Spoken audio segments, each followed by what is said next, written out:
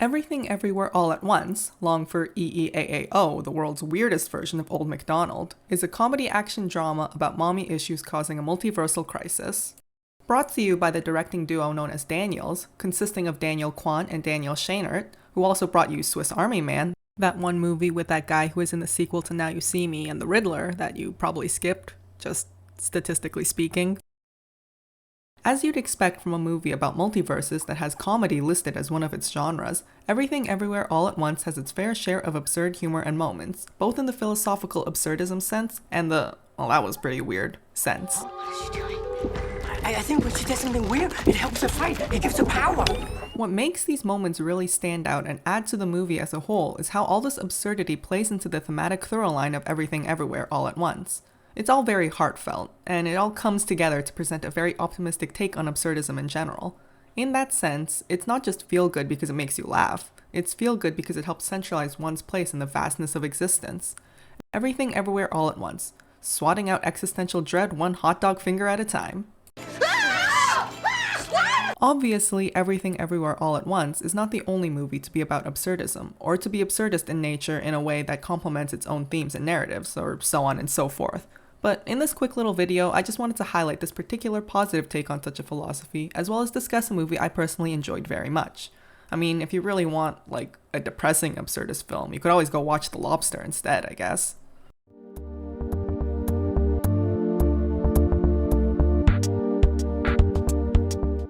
Everything Everywhere All at Once starts off using the multiverse concept in a relatively comedic way, mixed together with a healthy dose of dysfunctional family dynamics and well-choreographed action. Essentially, in Part 1, Everything, we bear witness to both an engagingly flawed set of characters, as well as a variety of strange and humorous situations in alternate universes. After all, everything is possible, even the most off-the-cuff concepts you can think of. You know, like the Hot Dog Fingers universe? Remember that from earlier? The film also takes advantage of the multiverse to establish a strong through line of parallels and foreshadowing, such as all of Evelyn's hobbies/failed dreams. As to how, as a laundromat owner, a karaoke machine could constitute a business expense. I am a singer. The sign spinning, and even the old couple sharing a kiss before one heads off to the washroom. This thoroughline helps to set up other explorations of the concept that end up contributing to the overall positive take on absurdism that the film carries. By the second part of the film, Part 2, Everywhere, Evelyn finds herself numb to the world, or, well, worlds, around her, catastrophizing and deeming everything as meaningless and intentionally acting out in needlessly cruel ways in response to recognizing the infinite multiverse as limiting and as a stream of nothing but eventual sadness or tragedy. As Jobu Tupaki, the main antagonist of the film, says, "Happiness will always end, and life is nothing but chaos," a sentiment that is echoed by the chaotic first scene of the film. Even in just one universe, chaos reigns. Things just keep piling up, one after the other. The wrong paint, unnecessary googly eyes, shoes in the washing machine, an unwillingness to be open to your father about your daughter's sexuality, overcooked noodles, and so on and so forth. The idea here is clear. Chaos is the baseline for existence. And from there, because everything is possible, because everything and anything can happen, anything you do is meaningless. At least, you know, according to Tupaki and Evelyn at this point in the film.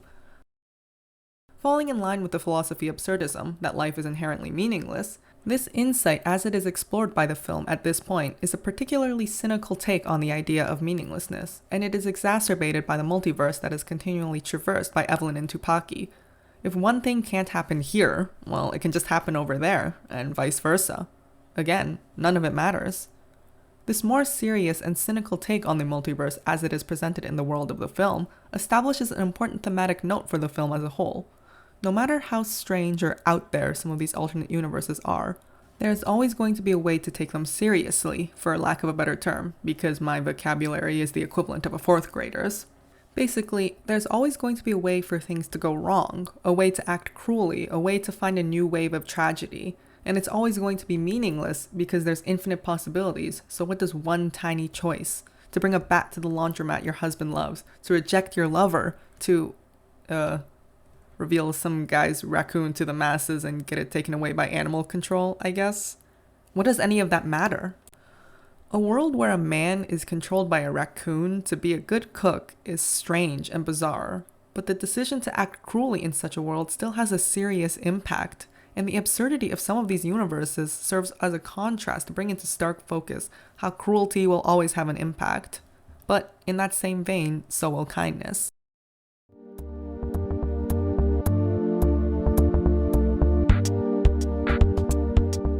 In establishing how even the most absurd of multiverses can be taken seriously to some extent, the importance and significance of Evelyn's growth towards consciously being kind instead of cruel is given even more weight. These are still people in these other universes, where happiness can still mean something, even if there are infinite versions of those same people in even more other universes. When Evelyn takes advantage of recognizing the positives of all these weird as hell universes, they are taken seriously in a different way. Instead of cruelty being impactful, kindness is. Where hot dog fingers means being good with your feet, where pinky fingers strong enough to bulge when flexed gives you the power to reach out to your loved ones, where being puppeted through a hair is just an opportunity to work together. It's weird, but good. Just like how Evelyn and Tupaki's cruelty in the vastness of the multiverse was seen as meaningless because the vastness of the multiverse in general simply rendered it so, human connection, love, kindness, and compassion, all of it, is the same. It's all just something that can eventually be rendered meaningless in the sea of chaos and infinite potential. But the epiphany that being given the choice to be kind over the choice to be cruel is what can be cherished is what brings us to the ultimate conclusion of the movie. 会需要，这也就是我的生存之道。住的人，我又何尝不是？只是我们选择的处理方式不一样。 Sorry I let that clip play so long. I was too busy crying to stop it. Anyway, if the world is meaningless, then meaning can be made through human connection. If the world is inherently incapable of being kind, then we can be kind to one another. If the world can't whip our asses for sexual gratification, we can be compassionate and whip each other's asses. So, yeah, being nice is good sometimes. I mean, the movie's not exactly subtle about it, and I don't particularly think I'm treading any new ground here. Like I said, I mainly just wanted to talk about a movie I really liked. Still, the fact that Everything Everywhere All at Once is so in your face about its own messages and themes, and how it's so maximalist in nature, as self-described by Daniel Kwan, it all helps to create this stark contrast between existential dread and existential fulfillment, and it helps to better bring into focus exactly what is being communicated, while also being just a real spectacle of a movie. So there you go. Heartfelt and optimistic absurdity. Nothing matters, so be kind. Nothing makes sense, so connect to others. Nothing ends, and everything ends, so appreciate and love what you can when you can. Furthermore, this insight into kindness and meaningfulness can be taken in a meta direction too, mainly through taking a closer look at the Raccoon Chef universe.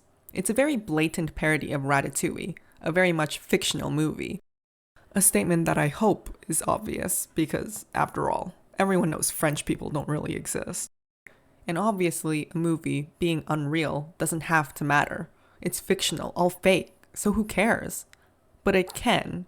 And in the universe of Everything Everywhere All at Once, it does.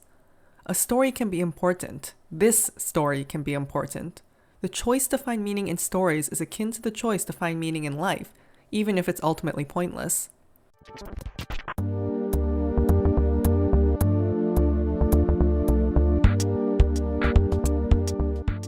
The two most prominent symbols in Everything Everywhere All at Once would very much be the imagery of the bagel and the imagery of the googly eye. In general, however, you'll notice circles and circular shapes are a very common motif in the film, from laundry machines full of clothes and improperly placed shoes to cookies with almond centers. Circles, basically, is what I'm trying to say.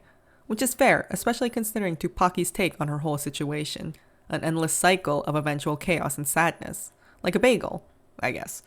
But it works in the inverse too, an endless cycle of eventual happiness and moments to be cherished. Like a googly eye, I guess. What I'm trying to say is, the two most prominent symbols are visual inversions of one another. This contrast between the bagel and the googly eye, one representing meaninglessness and the other representing kindness and creating meaning through connection, paired with the strangeness of what they are, a literal everything bagel and a goofy looking decoration, serves to further emphasize the idea of heartfelt absurdism that is pervasive throughout the entire film. Particularly the second half, though, for obvious reasons, since that's where, the emotional climax is. The everything bagel and the magic googly eye, they're kind of weird, bizarre, out there, and nonsensical, but they can still matter if you make them matter. This contrast and connection between strange and serious is particularly emphasized by the literal everything bagel being both a serious threat and a joke, when taking into consideration the gags thrown in when discussing its ingredients and its very nature as a food item capable of destroying, everything. Really, it's representative of the tone of Everything Everywhere All at Once as a whole. It's jokey, funny, weird, but it's also heartfelt, emotional, and dramatic.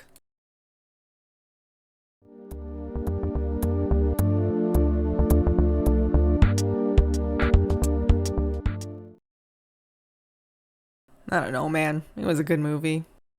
I liked it. Okay, thanks for watching.